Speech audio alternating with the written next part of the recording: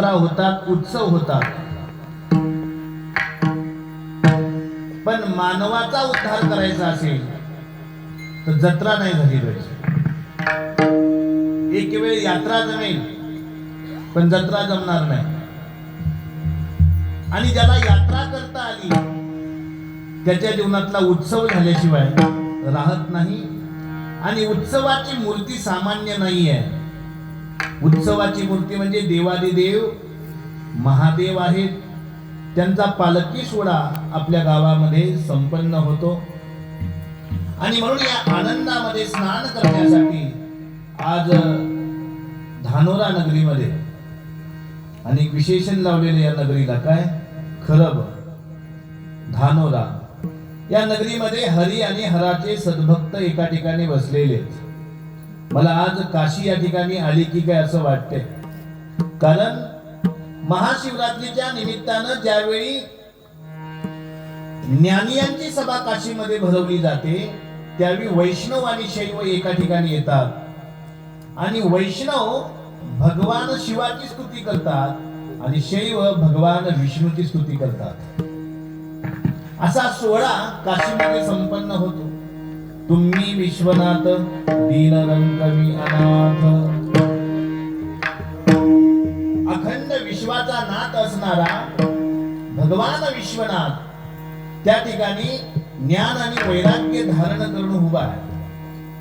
आणि जगाला गौरवित करण्यासाठी जगाला संदेश देत आहेत. तुम्ही जर अनाथ असाल तर भिवू नका, मी तुमच्या पाठीशी आहे. आणि नुसता पाठीशी लिंबू घेऊन नाही, ज्ञानाचा लिंबू घेऊन आहे. नुसते लिंबू घेऊन उभारतात त्यांना मामा म्हणतात, पण ज्ञानाचा लिंबू घेऊन उभा राहावा, वैराग्याचा लिंबू घेऊन उभा राहावा, तो म्हणजे भगवान शंकर आहे. फक्त एक अपेक्षा केली त्या देवानं आपल्या सर्वांच्याकडनं. ती अपेक्षा कोणती आहे?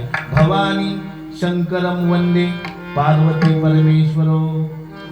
माझ्याकडे पाहत असताना विश्वासानं पहा आणि माझ्याकडे पाहत असताना भगवती पार्वती सांगते श्रद्धेनं पहा. लक्षात आलं का? पार्वती म्हणजे कोण आहे? शरीर म्हणजे पार्वती नाहीये, श्रद्धा म्हणजे पार्वती आहे.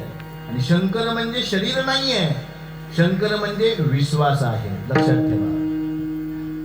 पार्वतीकडे पाहत असताना मनामध्ये विश्वास जन्माला आला पाहिजे. आणि भगवद्गीता आपल्याला सांगते श्रद्धावान लभते ज्ञानम. अरे ज्ञानाची प्राप्ती श्रद्धेशिवाय नाही आणि विश्वासाची प्राप्ती वैराग्याशिवाय नाही. लक्षात आलं का? एक जण कीर्तन चालू असताना माझ्या जवळ आला आणि महाराज तुम्ही संन्यासी आहात आणि तुमच्या औदार्याला पाहून मलाही काहीतरी दान द्यावं अशी इच्छा होत आहे, अशी मागणी करू लागला. मी म्हणलं इथंच दे, म्हणलं काय द्यायचंय ते. लोकही पाहतील, त्या निमित्तानं 4 लोकांचं आणि येईल माझ्याजवळ. ते म्हणला तसं नाही, म्हणला एकांतात चला, त्या ठिकाणी द्यायचं. एकांतामध्ये घेऊन गेला आणि एकांतामध्ये गेल्यावर त्यानं सांगितलं मला तुम्हाला अनमोल वस्तू भेट द्यायची आहे. मी म्हणले वस्तू तरी कोणती आहे? तर त्यानं काय नाही म्हणला, सश्याची शिंग आणली. काय म्हणला? मावला सश्याची शिंग मी तुम्हाला दान देण्यासाठी आणलेलं आहे. मग आता सश्याच्या शिंगानं माझंही पोट भरणार नाही आणि देणाऱ्याचंही पोट भरणार नाही. मग असं बोलल्यावर आम्ही पण काही कमी शाळेतली शिकलेली माणसं नाही, काशीमध्ये शिकलेलं आहे. तुम्हाला माहिती आहे का काशीचं महत्व? काशी गमन मात्रेन श्वानो अपि पंडितायते.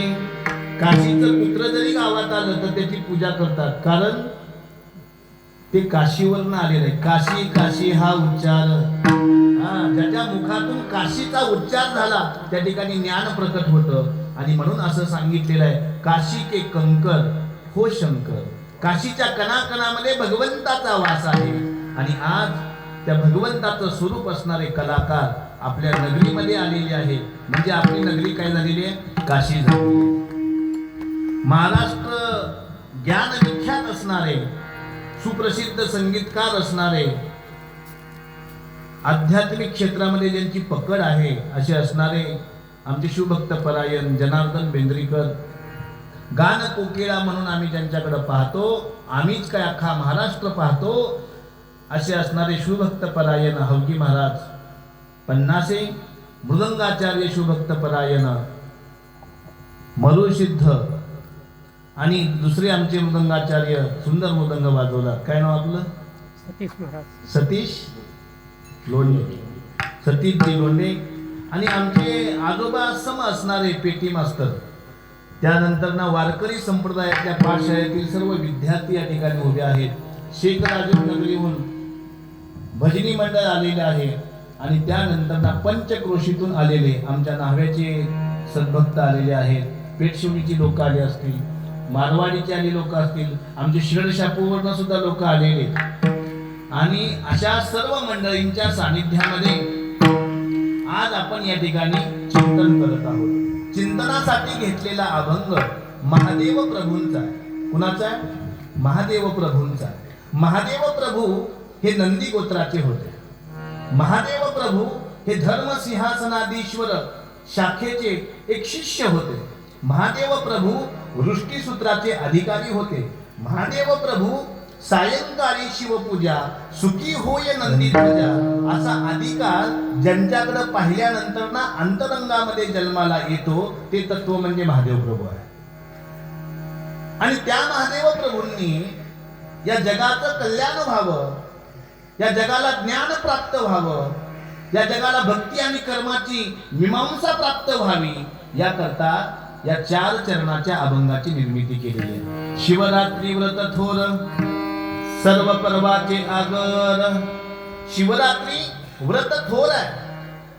तुमच्या जवळ माळेमध्ये 107 मणी असतील आणि 108वा शिखामणी जर नसेल तर माळेला किंमत नाहीये.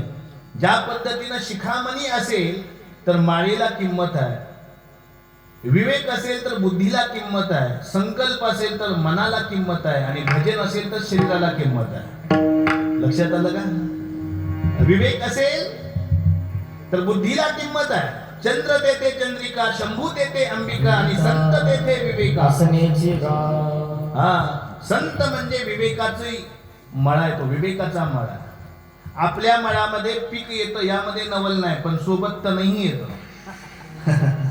हे अज्ञान आहे. पण संतांच्या मळ्यामध्ये फक्त आणि फक्त विवेकाचं पीक येतं आणि म्हणून ते आमच्या करता काय आहेत? महान आहेत. आणि असे महादेव प्रभू सांगतात बुद्धीला किंमत तेव्हा आहे जर बुद्धीमध्ये विवेक असेल तर. मग विवेक म्हणजे काय? विवेक कुणाला म्हणतात? नित्य अनित्य वस्तू विवेक. नित्य आणि अनित्य याची आपल्याला तुलना करता यायला पाहिजे. नित्य कशाला म्हणतात? मी तुम्हाला विचारलं, देहाला नित्य म्हणतात की अनित्य? देहाला नित्य मानावं तर शास्त्रानं सांगितलं अनित्य आणि शरीराने विभो नैव शाश्वतः नित्यं सन्निहितो मृत्युः कर्तव्यो धर्म संग्रह. काय सांगितलं? अनित्य आहे शरीर. कसं आहे? शरीर दुःखाचे भांडार. शरीर काय? दुःखाचं भांडार.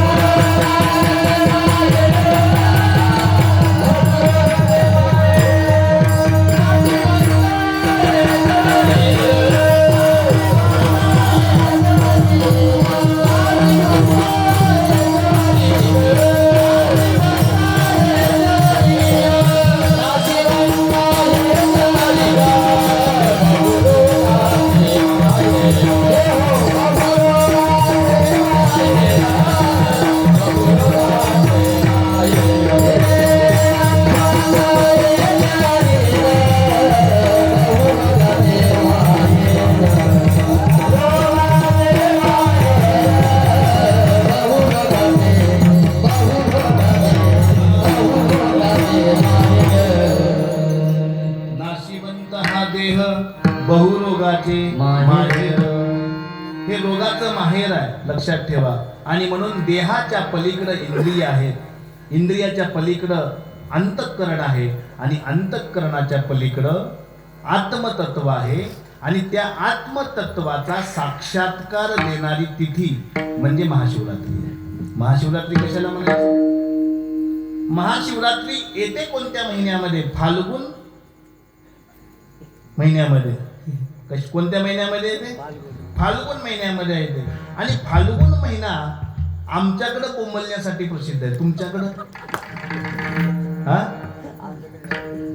तुमच्याकडे कशासाठी? बोंबलण्या. सर्वसामान्य लोकांना फक्त फाल्गुन आला की फक्त बोंबलण्याची तयारी करतो.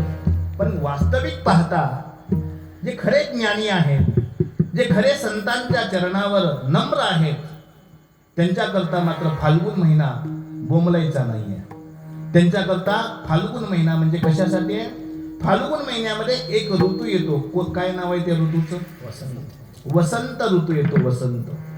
वसंत ऋतू मनुष्याची परीक्षा घेणारा ऋतू आहे.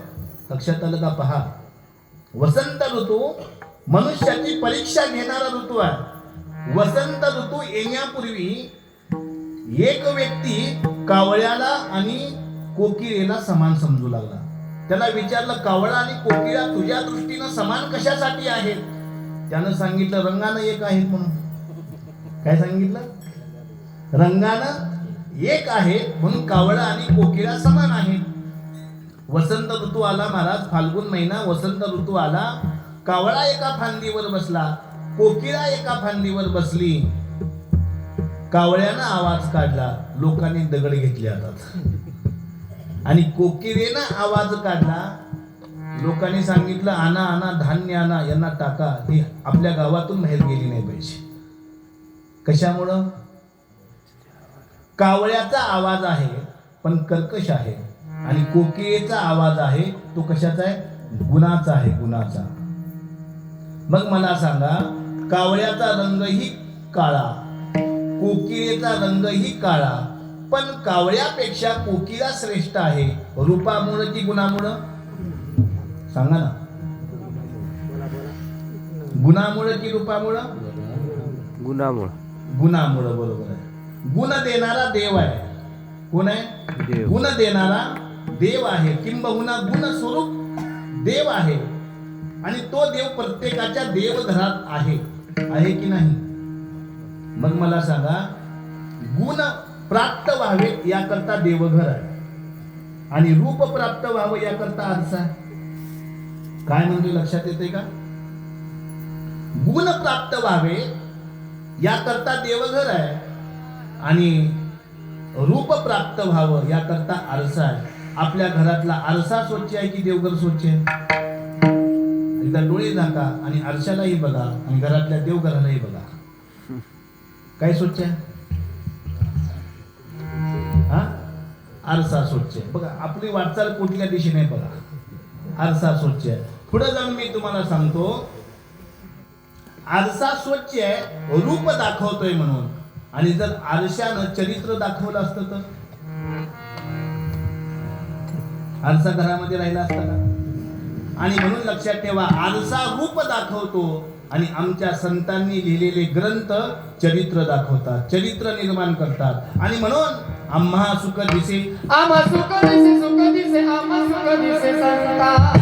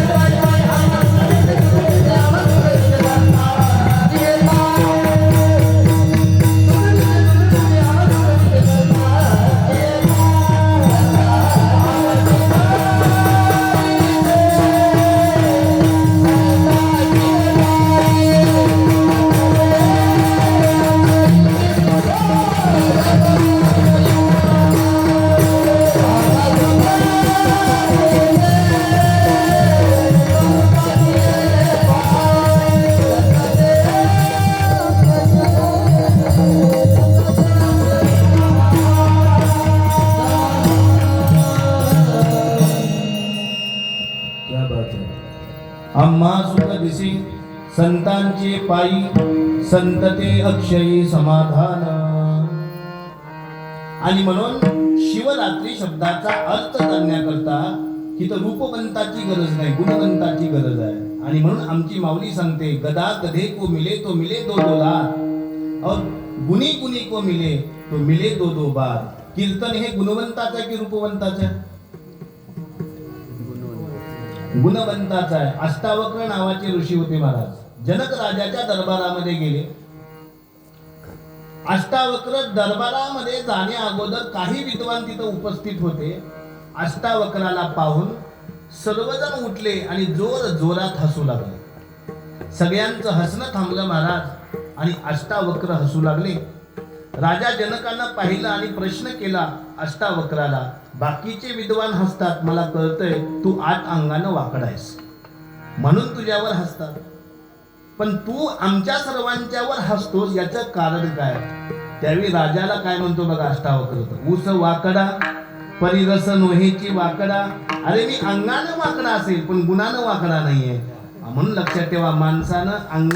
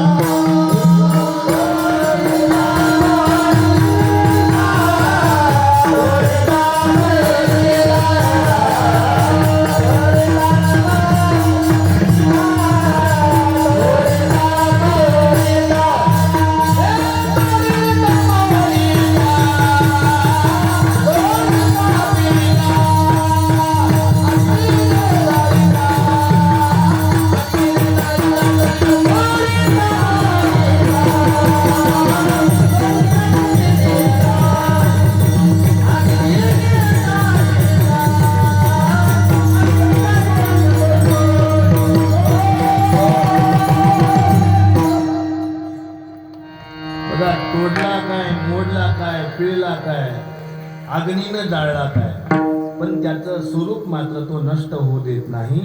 म्हणून शिवरात्री शब्दाचा अर्थ शास्त्राने असा केलाय, देव म्हणजे शिव म्हणजे कोण? रसो वैसह. काय केलाय? रसस्वरूप आहे आमचा देव. आणि कोणता रस आहे?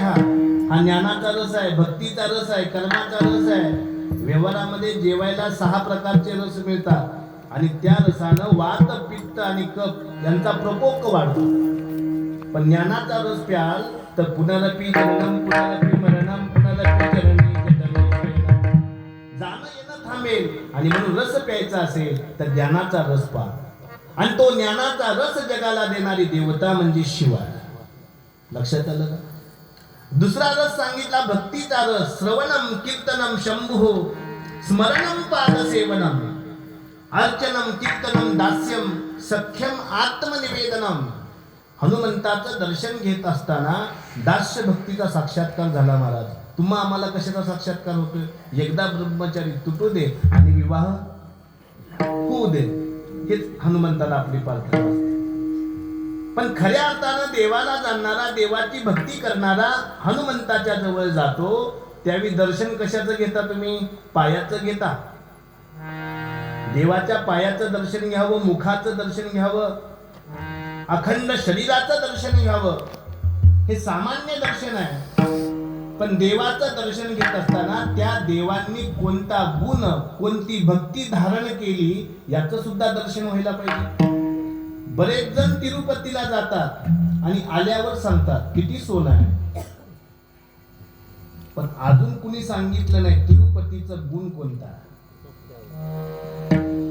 तिरुपतीने भक्ती कोणती केली, कर्म कोणतं केलं, तेव्हा एवढ्या मोठ्या पदावर बसले. आपल्या मनाला विचारा, देवघरामध्ये गेल्यानंतर ना तुम्ही देवाचं रूप पाहता की देवाचे गुण पाहता?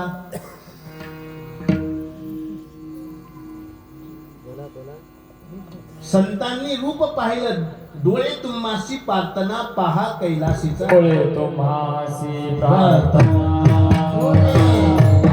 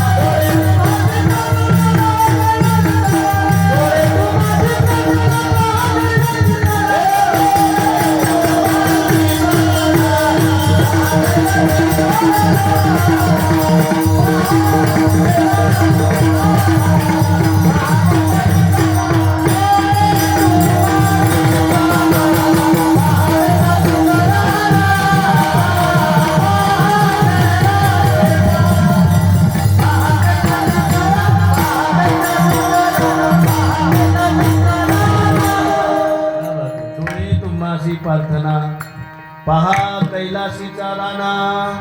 डोळ्यांना प्रार्थना केली, देवाचं रूपाचं आणि गुणाचं आम्हाला दर्शन दे, ही संतांची प्रार्थना आहे. आणि आमची प्रार्थना काय आहे? धनम देही, पुत्रम देही, यशम देही, धान्यम देही. अहो जे अनित्य आहे ते मागणं यात नवल नाही आहे. जे शाश्वत आहे ते मागावं. आणि शाश्वत जाणायचं असेल तर शाश्वताचं दर्शन घ्यावं लागतं. भगवद्गीतेचा 15वा अध्याय तुम्हाला सांगतो, ऊर्ध्व मूलम मदशाकम अश्वत्थम पाहुरव्यम छंदांसी यस्य पर्णानि व्यस्तम वेद सवेदविद.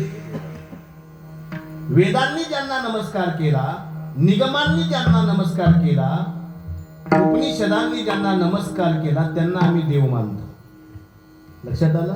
आणि असा देव जगामध्ये भगवान शिव आहे, भगवान विष्णू आहे, भगवान ब्रह्मदेव आहे, पंढरीचा विठ्ठल आहे. महायोग पीठे तटे भीमरथ्याम वयम पुंडलिकाय दातुम मुनींद्रैः समागत्य तिष्ठम तमानंद कंदम. आणि परब्रह्म लिंगम भजे पांडुरंगम. या जगामध्ये दोन महान धर्म आहेत, एक वैष्णव धर्म आणि एक शैव धर्म. वैष्णवाचं माहेर म्हणजे भगवान शिव आहे आणि वैष्णवांचं माहेर म्हणजे भगवान विष्णू आहे आणि शैवांचं माहेर म्हणजे भगवान शिव आहेत. किती गंमत आहे पहा. जर वैष्णव मंत्र म्हणत असेल तर हरह ओम, काय म्हणतो? हरह ओम. आणि जर शैव मंत्र म्हणत असेल तर हरिही ओम. आता मला सांगा, हरह आणि हरिही यामध्ये अंतर काय? वेलांटी शाब्दिक अर्थ झाला, पण त्याच्यामध्ये शास्त्रीय अर्थ कोणता दडलेला आहे? शास्त्रीय अर्थ असा आहे, शास्त्रीय अर्थ जाणण्यासाठी शब्दाचा धातू जाणावा लागतो. शब्दाचा धातू जाणावा लागतो. तर हरी आणि हर या शब्दाचा धातू काय आहे? रुरुधती हा धातू आहे. आणि या धातूचा अर्थ असा होतो हरती पापम इति हरह, समाज झाला. आणि हरती पापम इति हरिही, पापाचं हरण करणाऱ्या देवता दोन्हीही आहेत. मग दोन्हींचं तत्व एक आहे. हर देवताचं लक्षण केलं सच्चिदानंद रूपाय, हरी शब्दाचं लक्षण केलं सच्चिदानंद रूपाय. हरी सुद्धा सच्चिदानंद स्वरूप आहे आणि हर सुद्धा सच्चिदानंद स्वरूप आहे. मग तुमच्या आमच्यामध्ये का भेद आहे? आणि हा भेद मिटून जावा याकरता पंढरीच्या विठ्ठलानं मस्तकावर शिवलिंग धारण केलेलं आहे. कशासाठी? कशासाठी धारण केलेलं आहे? मी मोठा आणि हा छोटा हे सांगण्यासाठी नाही. बरेच जण अर्थ असा करतात शिवलिंग पांडुरंगाच्या मस्तकावर आहे म्हणून शिवलिंग मोठा आहे आणि पांडुरंग छोटा आहे. चुकीचा अर्थ आहे तुमचा. आपण आपली इज्जत राखावी याकरता अंगावर वस्त्र परिधान करतो, बरोबर आहे? आणि ते वस्त्र तंतूपासून म्हणजे धाग्यापासून तयार होतं, लक्षात ठेवा. आणि त्या वस्त्रांना अहंकार आला. मितूपन बोडवन ध्यानी शिवपदाच्या, लक्षात घ्या. आणि मग वस्त्रांना सांगितलं, अरे मितूपणाची बोळवण करा आणि मनामध्ये ध्यान करा. कुणाचं? शिवपंचाननाचं. सदा ध्यान करवा त्याचे